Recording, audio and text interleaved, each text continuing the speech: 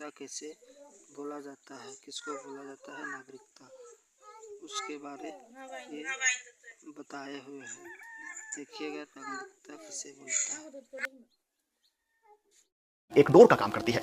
यही नागरिकता देश के नागरिकों को कई किस्म के अधिकार और सुविधाएं देती हैं, जैसे वोट देने का अधिकार, कानूनी अधिकार, काम करने का अधिकार और सबसे बड़ी चीज अपनेपन का एहसास। किसे देश का नागरिक माना जाएगा और किसे नहीं, इसके लिए हर देश के अपने नियम कानून होते हैं। अब भारत की बात करें तो संविधान के आर्टिकल 5 से 11 में नागरिकता के बारे में बात कही गई है। इनके मुताबिक 26 जनवरी 1950 को संविधान बनने के समय भारत में रहने वाला हर वो व्यक्ति भारतीय नागरिक माना जाएगा जिसका जन्म भारत में हुआ हो या माता पिता में से किसी एक का जन्म भारत में हुआ हो।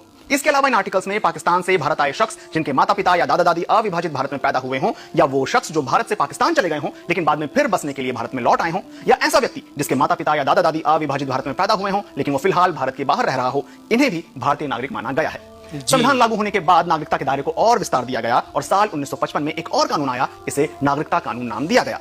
इसमें भारतीय नागरिकता हासिल करने और खत्म करने के बारे में बताया गया। इस कानून में 5 स्थितियों में भारतीय नागरिकता मिलने की बात कही गई है। जन्म के आधार पर, वंश के आधार पर, रजिस्ट्रेशन के आधार पर, नेचुरलाइजेशन के आधार पर, जिसमें कोई व्यक्ति कुछ शर्तों को पूरा कर भारतीय नागरिक बन सकता है, और कोई नया भूभाग भारत के हिस्से में आने की सूरत में। लेकिन सवाल तो यही है, आप भारत के नागरिक हैं, इसका सबूत क्या है? जवाहरलाल नेहरू यूनिवर्सिटी में डिपार्टमेंट ऑफ सोशियोलॉजी में प्रोफेसर विवेक कुमार बताते हैं कि भारत में नागरिकता साबित करने के लिए ऑफिशियल तौर पर कोई कागज नहीं दिया जाता।